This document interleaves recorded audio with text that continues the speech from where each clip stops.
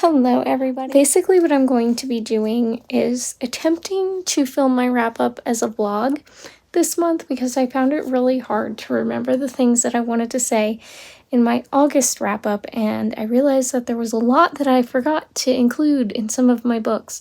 So I want to make sure that doesn't happen this month, so I'm just going to try this and we'll see how it goes. Yesterday I played my TBR game, picked all my books, all that stuff. I didn't finish anything. But tonight, I started and finished The Great Divorce by C.S. Lewis. This was my first rollover pick for the month. I enjoyed it. I'm thinking about 4 or 4.25 stars. It's more of like a fiction narrative type story, and I enjoyed that about it.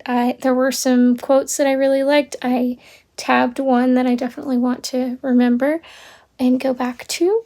But yeah, overall, I enjoyed this. I actually was hybrid reading it. I was reading it physically while also listening to an audiobook. I'm gonna go ahead and draw my next rollover pick. So right here we have the Airy bag. I don't want to get that one because I saw what it was. Let me kind of reach toward the bottom. I touched this one. I don't know what it is, and I'm pulling it by the paper, so I hope I'm not ruining whatever book this is. What is it? Ooh! No Goblet 1. All right. Hi guys, it is Monday night, Labor Day, September 5th. I just finished reading along with the Upside Down Readathon reading sprints. I finished Go Hunt Me, and I just gotta say, like, what the heck? What did I just read? Definitely a plot twist. I had heard that there was a plot twist from the sprints, like the people chatting in the sprints, but that is not what I was imagining was going to be the plot twist. I don't even understand how that is plausible. Like, I'm still trying to figure it out. I don't know how I feel about it, and I'm not sure what to rate this book. I'm debating numbers within the 3-star range. I just don't know how I feel about it. I also have to say, I did not like the main character. She just was so annoying. I just feel like she's very delusional. But whatever. Anyway, I just finished the Hawthorne Legacy, and I'm just saying, but mind blown. I feel a lot better about it. There were some things that were just like not adding up that I was like, this cannot be real right now. I like the way that it ended. I think I'm gonna go with 4.5 stars for that book because there were some parts that were a lot lower for me, some parts that were just fantastic. I definitely want to read the Final Gambit now that that's out, so stay tuned for that, possibly in October. Dang, what a story. I'm so much more invested in it now than I was with the first one. Love the quote that said, some people are smart, some people are good, and some people are both. I really like that. There were some parts that I didn't like, but few and far between. Overall, I think this was a really, really good book, especially for being like the sequel of a story, you know? A lot of times the second book is not that great. That's not the case with this series. It was really good. It's 3 a.m. right now, and I just finished Already Home. I'm so tired. I have no idea how I stayed awake other than my Stranger Things playlist. But I just wanted to, like, update this. I gave it 4 stars. I think it was perfectly good. It wasn't, like, a new favorite or anything, but I enjoyed it enough. Just a nice story for the most part. There were some parts that I could live without. Some of the relationship stuff was, you know, unnecessary, but other than that, pretty good. I just stay up until 3:45 reading this. Yes, I did. Oh, to be fair, I took a nap earlier, so I'm not really that tired, but dang. This book had some really high moments, really low moments, really up and down with good parts and then kind of meh parts. The ending is really good though.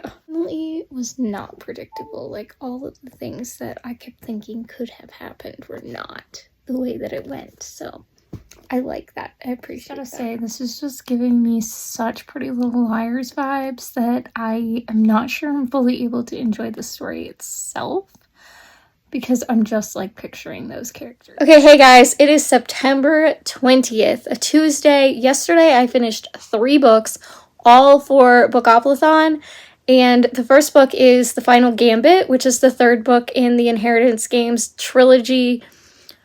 I had been seeing a lot of people rating this 5 stars, and so I was really, really excited to read it. I read it as my mood read that I landed on for Bookopathy. Yes, that's it. That's it right there. Bookopoly/Bookoplathon. And for me, it was not a 5-star read. I went ahead and I rated it 4 stars because the ending was very interesting. But for a lot of it, it was very hit or miss for me. There were some really great parts and then just boring for a while, honestly. And I think that maybe because I kind of predicted who some of the new characters, like the role that they were playing in the story, as well as like what was going to happen a little bit. Now the ending, I didn't like know that that was going to happen. I liked the ending. It was a good ending to the series, but still my favorite book of the 3 is The Hawthorne Legacy, which I rated 4.75 stars. So this one was a 4. It was fine. But anyway, I read that, and then I read the 2 shortest books on my TBR, which are these 2. First of all, I finished up reading the Sermon on the Mount. This was a community group read from several years ago, and we hadn't gotten all the way through it, I don't think. I don't know why, but I still had a couple of chapters to finish up. So I did that, and I counted it because Becca's not going to come for me. It's fine. And then I listened to and read along with the audio of The Crucible. So I finished both of these and The Final Gambit yesterday, 3 books down.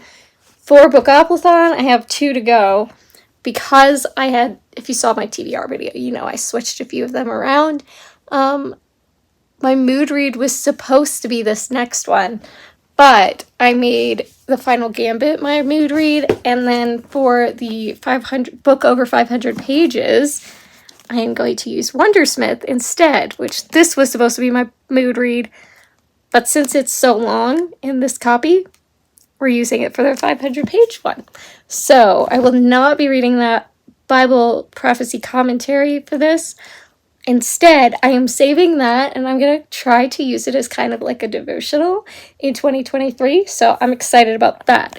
But it was definitely not something that I was just going to like plow through this month. So I'm glad I was able to switch that out. I don't remember what prompt this is for. I think it was spring. But I also have An Altar in the World to read. But those are what's remaining for Bookoplathon, which I'm getting back into. So you will probably see me talk about those next. But that's not what this video is about. So for reading the Sermon on the Mount, I gave it 4 stars because honestly, I don't really remember a whole lot about the beginning of the book because that was like 5 years ago or something. What I read yesterday was definitely 4 stars, and I would like to reread this at some point in the future. It's just very interesting, very quick read, very Bible focused. We love it. And then The Crucible, I gave 3 stars. It seemed a little bit dramatic to me, obviously because it's a play. I mean, so it's going to be dramatic. But like, it's just sad to think that like the witch trials was a real thing and they really were running around blaming all these women for things that have probably nothing to do with witchcraft. I mean, I'm sure there were some, but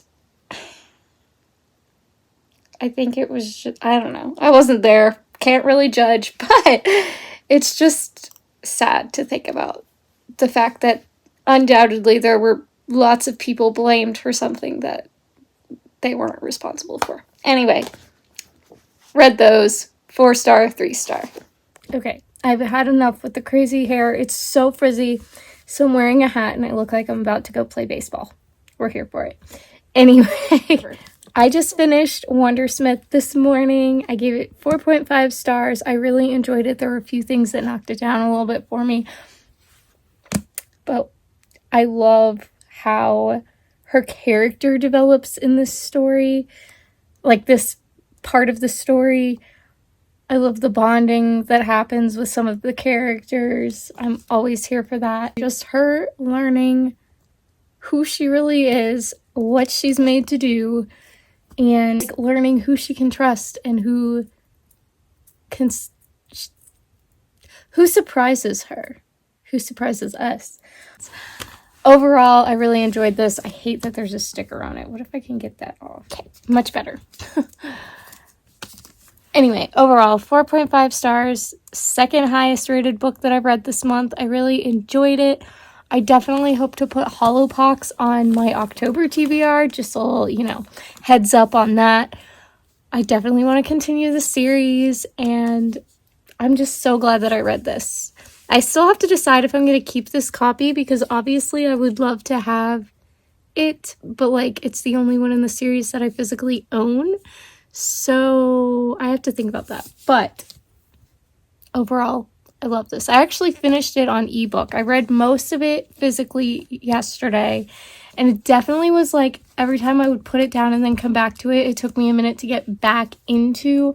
But once I was into it, I was hooked and couldn't stop reading until I had to put it down and come back to it a few times this morning. I really wanted to finish it. I wasn't quite ready to get up and read a physical copy book yet. So I just finished it on ebook, and I loved that. It was great. I'm really glad that I picked this up at the little free library, because I don't know that I would have made it through this book without reading it physically. To be honest, I really did struggle with getting into it at the beginning. So happy to have had this, and really glad I read it, because there's a lot in here that's just very intriguing, whimsical, fun, so cute.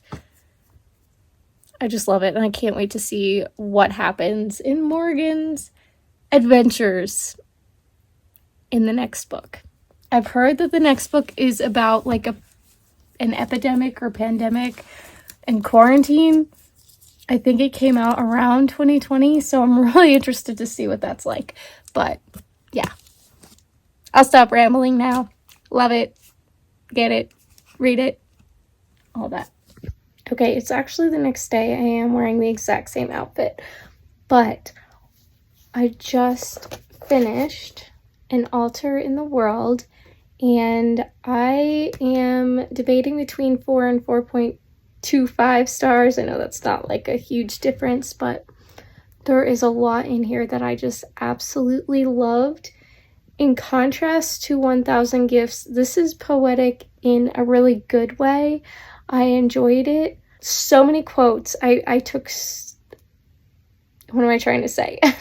Drew brackets and stars around so many quotes in here that I just absolutely loved and will want to come back to over and over again. I didn't love, towards the end, it was, well, actually kind of throughout, it seemed more pantheistic than monotheistic.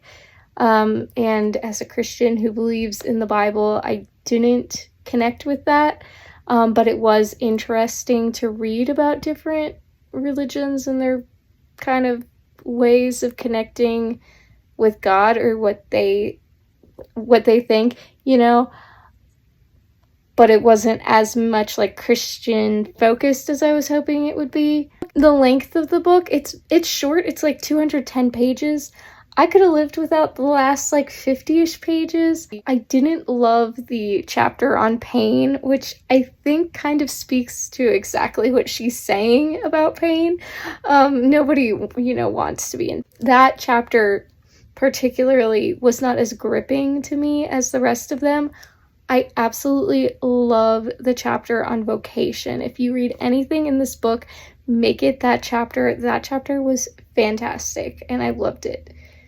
Anyway, overall, really good reading experience. I think I'll probably give this a 4.25 stars. I just finished my ebook of The Dinner List, which was my 12 in 2022 recommendations book for this month, and it was okay. I'm giving it 2.5 stars. It was not my favorite, and I think it's safe to say that Rebecca Searle, I think her name is not one of my favorite was gonna say actresses, favorite authors. I like the premise. I like the idea of this dinner list, having a list of 5 people, living or dead, that you'd want to have dinner with. I like the back and forth past and present perspectives, but the writing is just not my favorite. Didn't really like the main character. And the love interest gives me serious Justin Bobby from The Hills vibes. I don't know if that's intended, but like, I just can't take their relationship seriously. Because that's all I'm picturing. And it took me so long to read for something that's like 230 pages. It took way too long. What I liked about it was the friendship. She was working through a lot of issues with her best friend, who has very much moved on in life, has her own family, like her own things, and yet the main character is very much in the same place she's always been for the entirety of their friendship. And so I really liked the way that she's like working through that. But that's really the only part that I really liked. That's pretty much it. It was fine. It's done. I'm glad to have another book read for this month. But that's all. Okay, not showing myself because my hair's a mess, but I just finished this. I definitely mostly skimmed it, but it has so many good tips for writing. It's definitely specifically legal writing.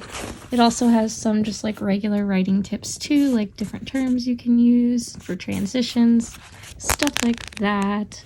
They're all definitely very useful.